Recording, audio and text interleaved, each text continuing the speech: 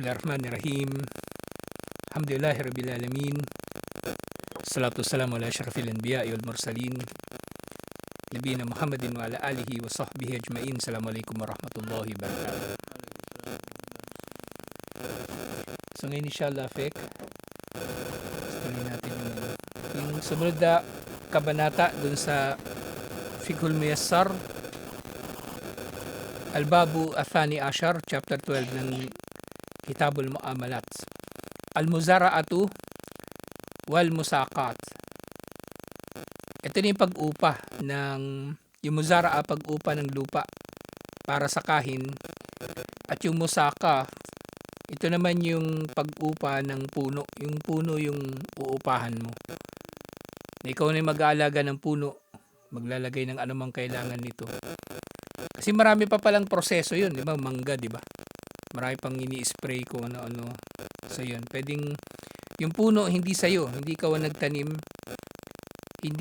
hindi mo pagmamay-ari yung lupa na pinagtataniman ng puno.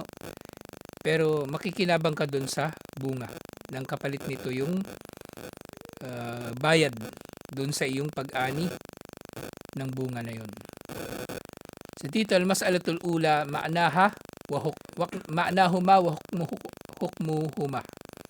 Ang kahulugan ng dalawang ito at ang hatol dito. So yung una, yung muzara'a, daf'u ardin liman yazra'uha. So ito nga yung pagpapaupa. Yung daf'u ardin liman yazra'uha. Para sa sino man na gusto na magtanim dito.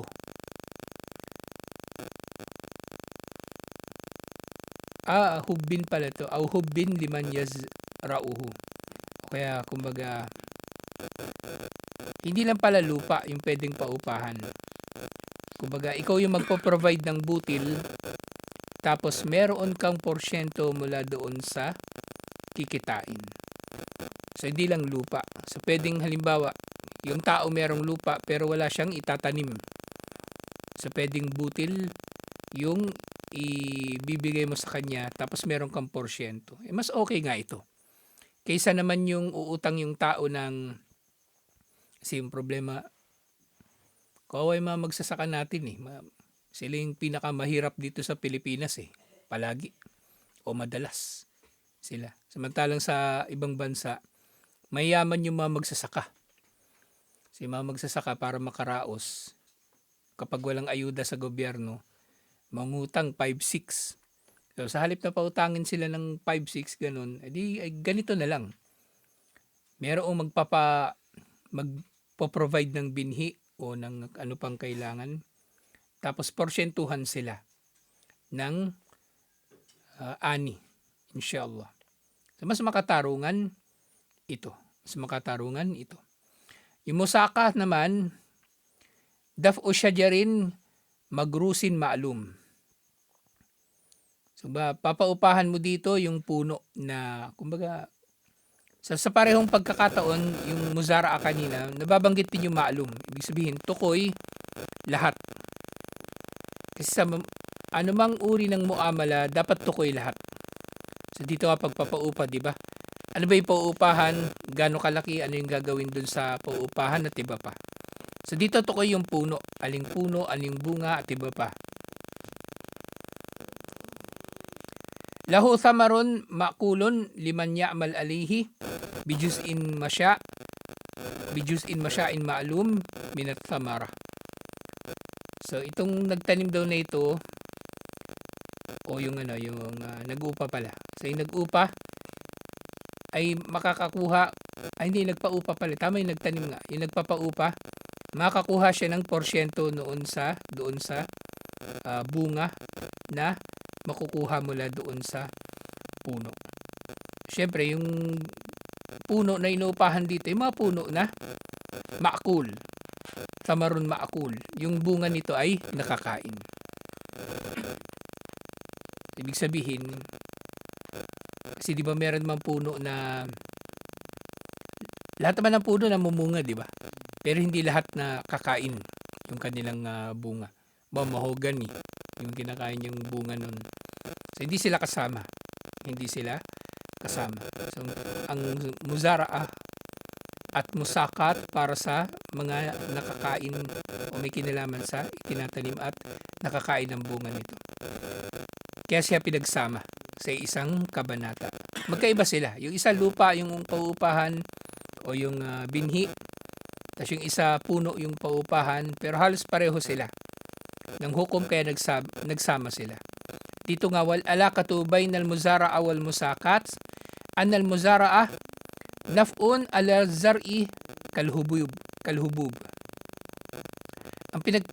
Ang kinalaman nila sa isa't isa, ang muzara'a ay ang pakikinabang sa anumang, kumbaga yung anumang na gagamit upang matuloy yung pagtatanim. Anumang papakinabangan sa pagtatanim. Halimbawa yung mga butil o yung lupa.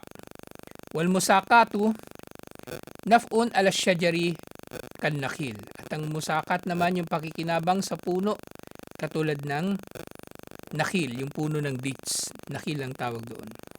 Wa fi kullin minhuma lil amili juz'un wal intaj.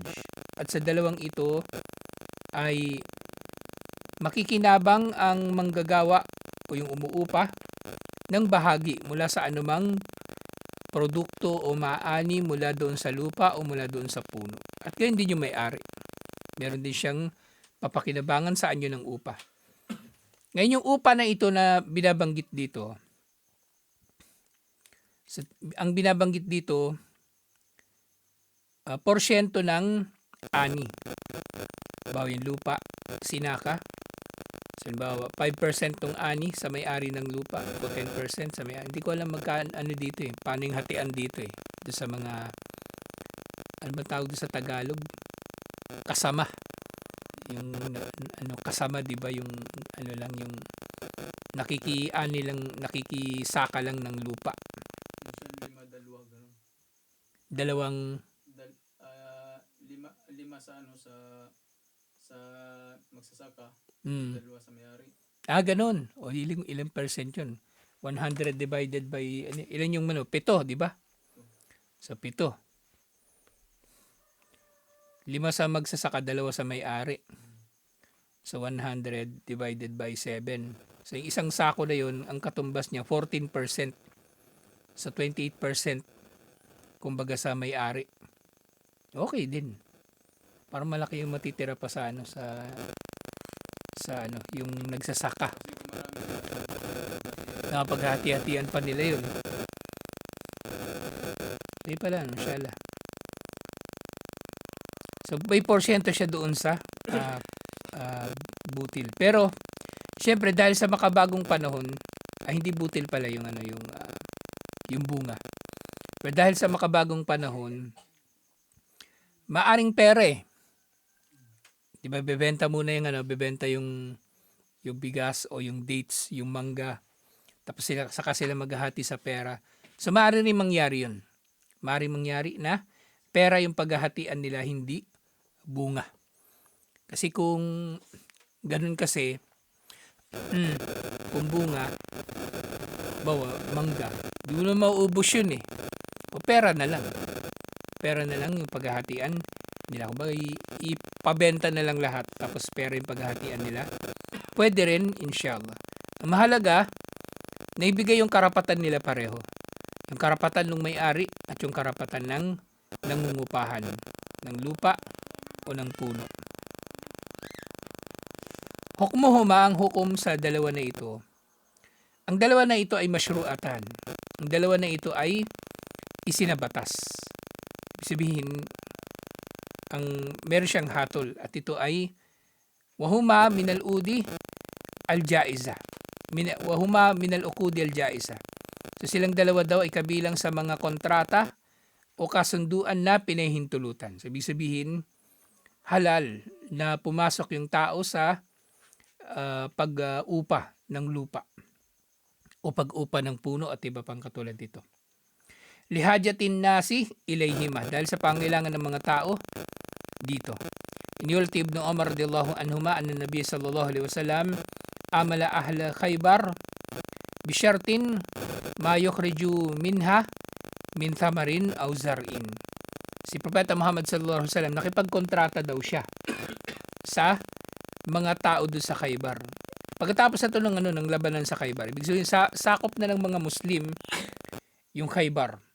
Sakop na ng mga Muslim ang Khaybar. So ang nila, bisyat rin. Yung kalahati ng ani mapupunta sa mga Muslim at yung kalahati sa kanila. Na anumang aanihin nila na dates at iba pang mga pananim. Kalawang usapin, yung mga kondisyon ng dalawa na ito. So meron lang 4 na kondisyon. Anyakuna akidihima jaizun litasarruf. Yung nakikipagkontrata sa dalawa na ito ay pinahintulutan na magdesisyon o makipagtransaksyon sa bagay na ito. Fala yakaan illa man balaga illa min baligin hurrun rashidun. So ganoon din. Ang pwede lang makipagtransaksyon yung dumating sa hustong edad, malaya, kasi hindi naman pwedeng alipin na makikipagtransaksyon. Ba, ipapaupa niya yung lupa ng amo niya. Liban na lang kung representative lang siya ng amo niya. Pero kung siya, wala naman siyang anumang pag-aari. At syempre Rashid, matinong kausap. Matinong kausap.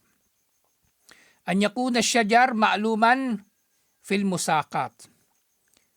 At dapat yung puno daw para sa musaka, tukoy kung aling puno. Wal badaru ma'luman fil muzara'a. At ganun din yung butil na ipapatanim, so tukoy din. Dahil nga sa negosyo kasi anumang walang katiyakan ay garar. At ang lahat ng uri ng garar ay ipinagbabawal. So, kailangan malinaw. Pangatlo, anyakuna lisyajari thamarun ma'kul. So dapat yung paupahan na puno merong bunga. Kung hindi na mamunga ng nakakain na bunga, yun nga, ma'kul pa nga itinukoy dito talaga eh. Min naklin wa gayrihi, katulad ng puno ng dates at iba pa. Pwede. Pero yung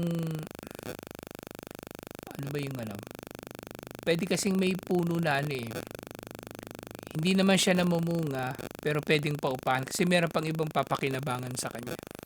Halimbawa yung goma. Nakita na kayo ng puno ng goma, yung rubber tree.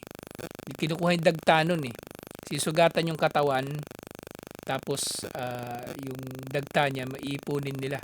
Yun yung ingredient ng goma. Yun. Hindi siya bunga, pero may papakinabangan. So sa ganun, maring mapahintulutan nyo na mapaupa. Kasi may papakinabangan May papakinabangan. Pero kung mga common naman na mga di ba may taong swapang, di ba? Taong swapang. Marami siyang malunggay. Sige, pahingi ako malunggay. Hindi na, huwag kang manghingi. Upahan mo na lang yan, taon-taon. Tapos kung ano man yung gusto mong kuning malunggay dyan sa puno, sa'yo na. Kapal na mukha. Kapal na mukha ng taong ganun. Anyakuna lil amili juz'un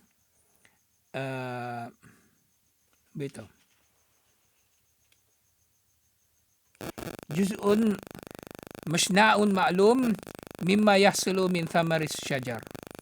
So para daw dun sa amil, tinutukoy na amil dito yung manggagawa, yung siya na yung nangupahan. So meron daw siyang porsyento doon sa inani o nakuha na bunga sa puno. Aw minal gilla kathalith aw rubu aw nahwa dalik. So pwede sila mag-usap. 1/3 o kaya 1/4 at iba pa. So ano mang papakinabangan doon sa puno. So nabanggit nga dito yung yung minal gilla. So hindi lang bunga.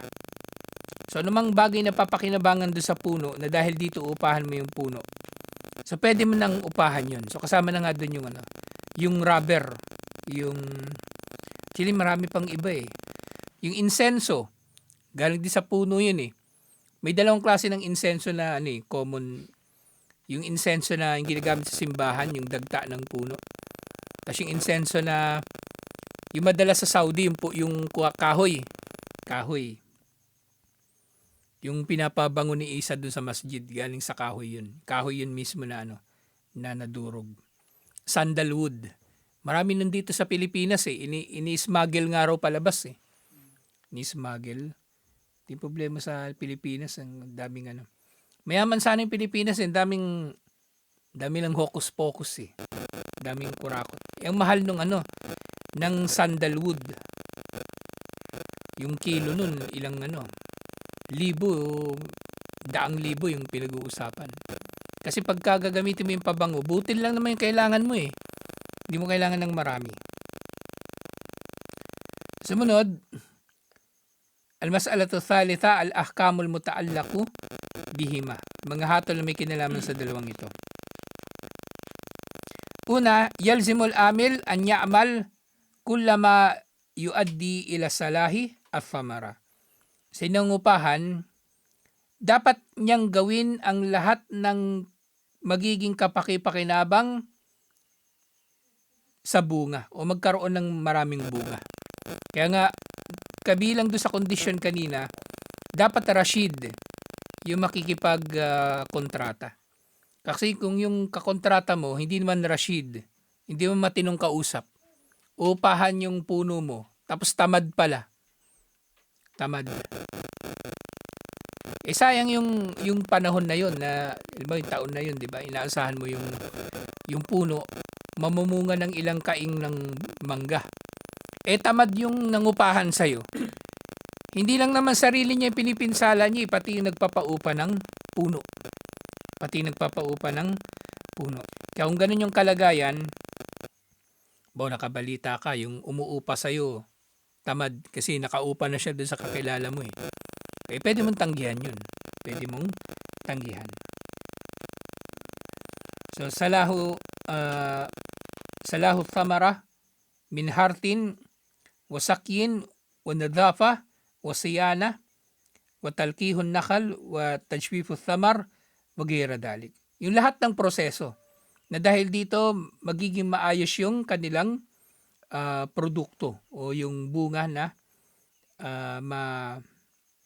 maani.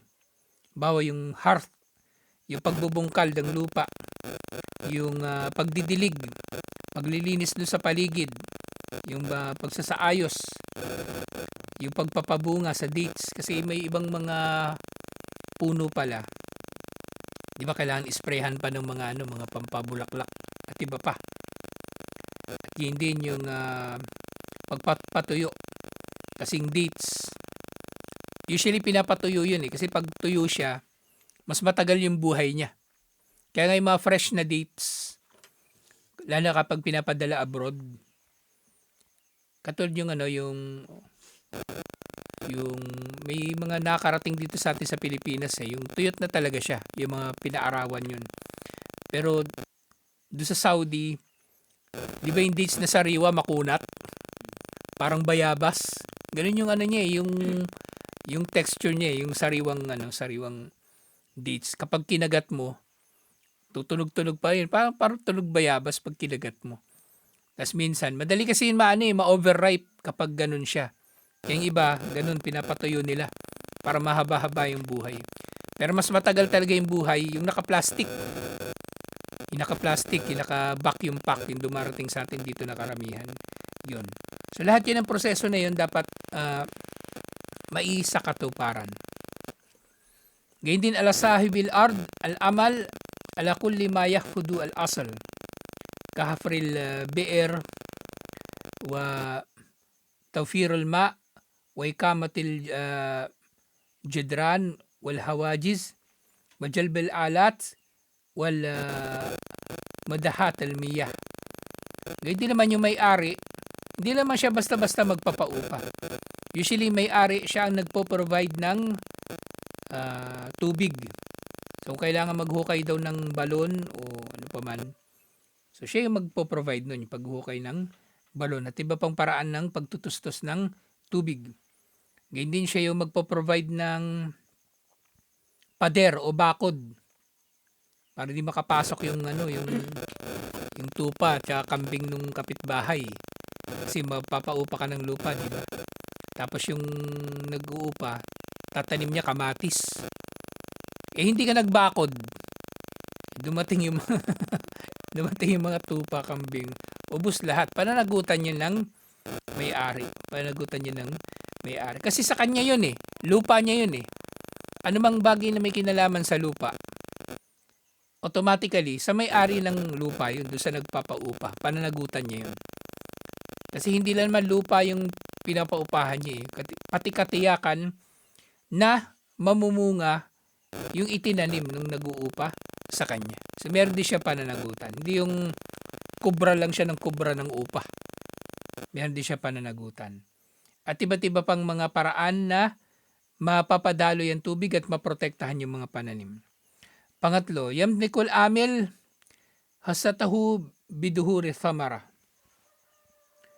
So yung nag-upa, malinaw ang kanyang porsyento, inshallah. Pang-apat, likulli akidin fiscal akad matasya. So yung ganitong usapan, pwede nilang putulin kailanman nila naisin. Pagkatapos ng isang ani, dalawang ani. O pwede nga mangyayari, bago pa magka-anihan, puputulin na. Sa ibang mabigat na dahilan, halimbawa yung may-ari nga hindi nagbakod. So yung nag-upa, pwede niya nga i-demanda yung may-ari nun eh. Pwede niyang i-demanda. So sa ganung pagkakataon, mapuputol yung pag-upa. Lianna humaakdun jaiz gaira lazim. So ito ay kontrata na pinahintulutan pero hindi lazim. So yung tinutukoy dito na lazim, ito na yung mga kontrata na kumbaga mahigpit yung pagkakapatupad sa kanya eh. Ito kasi may kaluwagan dito. Pwede silang magputol ng kontrata anytime. Parang yung nakaraan yung istejar o yung ijara. So pwede rin nilang yung putulin. Pero kailangan puputulin nila yun na dalawa sila na nagdedesisyon. At kumbaga matupad mo na ilang mga kondisyon. Pero ito, ganun sa parehong kahulugan pero mas maluwag dito. So pwede nilang putulin anytime. So kahit bago pa nga mag-ani. So pwede rin nilang putulin. Kasi nga maraming factor dito eh na may magbabago o merong mapipinsala. So pwede puputulin na nila yung kontrata para hindi na lumawak yung pinsala. Yung umuupa, nakita niya yung lupa, walang bakod. So hindi niya tutuloy yung pagtatanim. Pwede.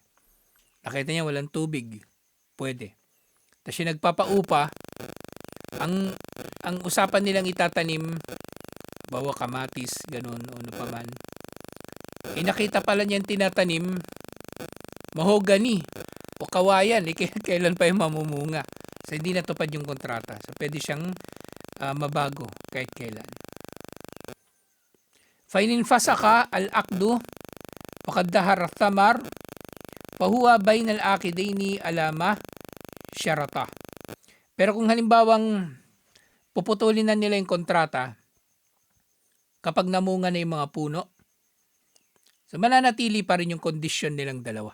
Mananatili. Kasi pwede naman na isang anihan lang yung kontrata o yung plano nila dalawang anihan.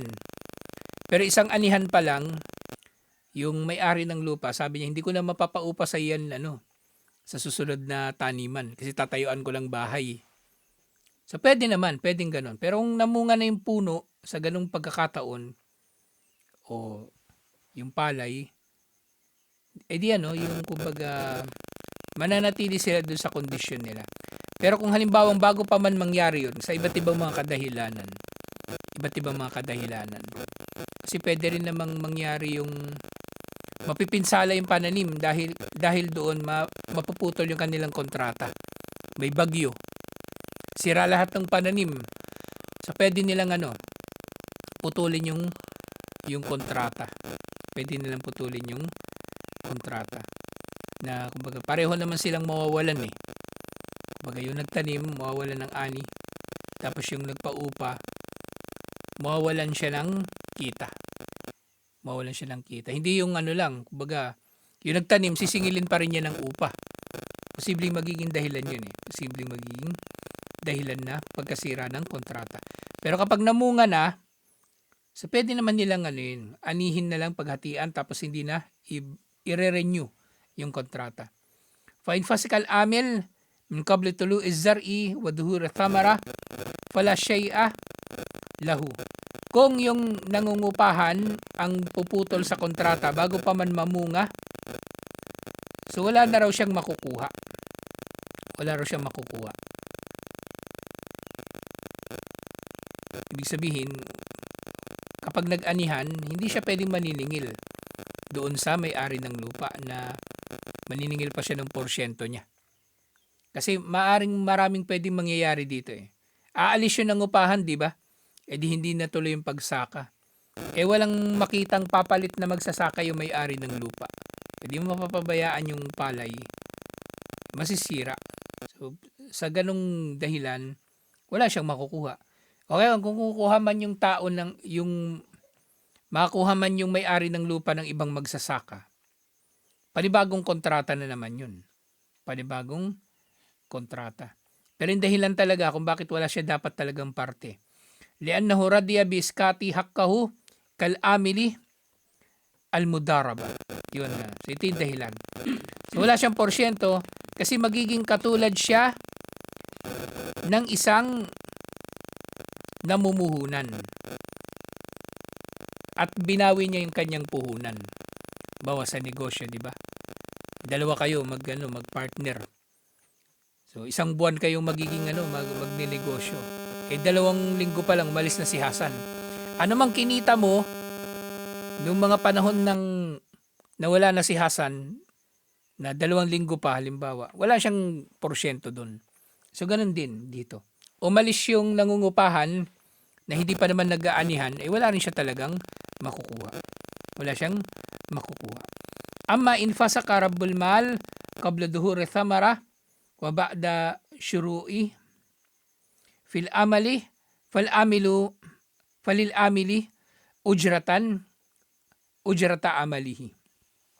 Kung yung may-ari ng lupa ang puputol sa kontrata, yung palay, 1 buwan na lang mamumunga na yun. Pero sabi nung may-ari, puputulin na niya yung kontrata. Kapag ang may-ari ang nagputol, di ba kanina kapag yung nangungupahan yung nagputol, wala siya makukuhang kahit ano. Pero kapag yung nangupahan kapag yung may-ari yung nagputol ng kontrata, so dapat bayaran daw nung may-ari yung nangungupahan ng compensation. Nakatulad ng pag-upa sa kanyang trabaho. Kasi nag-aksaya ng oras yung yung gumastos ng oras at effort yung nangungupahan. So ano man yung dahilan? So kailangan i-compensate niya yung nangungupahan. Panlima, law saqahu aw zara'ahu fi muddatin takmulu fiha athamara galiban falam tahmul tilka as-sana fala shay'a lil amili. So doon sa panlimang kondisyon, so kapag daw diniligan yung mga puno o yung lupa sa loob ng panahon na kumbaga makapag-ani. Yung palay, ilang buwan ba yun? 3 buwan, 4 na buwan? 3 buwan, So 3 buwan na nandun yung yung nangungupahan. Pero walang naging ani. Sa iba't ibang mga kadahilanan. Wala raw matatanggap yung nag-upa. Ito na yung binanggit ko rin kanina, yung kapag nagkaroon ng sakuna, bagyo, baha, na masira yung pananim, masira man yung lahat o kumbaga, kung masira lahat, wala na rin makukuha yung nangupahan dahil wala na rin naman makukuha yung nagpaupa eh. Wala na silang ganyan din, hindi rin sisingilin nung nagpapaupa yung umuupa. Kasi wala naman siya pagkukunan na ibabayad eh. Pero kung partial, kasi tinukoy dito yung nasira lahat eh. Kung partial, ganun din, paghahatian nila yun, inshallah. So sa ganung yung 5 sa magsasaka tas 2 sa may-ari ng lupa. So pwede nilang ituloy yun. Bawa. Yung 7 na yun yung maani sa 1 hektarya, ganun? O ano lang talaga, numero lang yun. Kahit ilan pa. Halimbawa sa kuprasos. Ganun, no? So kung ganun, halimbawa yung nangyari, di ba kinumpit natin 28%. Di ba usually inaani nila, sabihin natin, 14 na na kaban. Eh di 10 sa nangupahan, tas 4 sa may-ari. Hindi pala 5, 2, 3 sa sa nagsaka, 2 sa may-ari. Ganun. Ganun ba? Oo. Oo. So 20% yung hatian doon, 40% sa may-ari. 40% sa may-ari, tapos 60% sa nagsaka. So halimbawa usually inaani nila 10 kaban. So 6 doon sa magsasaka, 4 sa may-ari. Bumagyo. Na-wash out lahat. So wala silang paghahatian. Pero kung kalahati nasira, o di ganun na pa rin, 3 sa magsasaka, 2 dun sa nagpapaupa. Alhamdulillah. Kasi ang layunin ng lahat ng ito, yung maging makatarungan. Maging makatarungan sa kanilang transaksyon. Alhamdulillah. So isunod na kabanata, inshallah, yung asyuf'a at yung jiwar. Ito na yung kumbaga, ito yung mga usapin sa yung sa mga magkakasosyo kapag nagkaroon sila ng problema sa hatian at iba't iba pang mga usapin. Alhamdulillah. Mahaba-haba ang chapter ito na malilinaw din natin. Inshallah. Tutuloy natin ito inshallah. Assalamualaikum warahmatullahi wabarakatuh.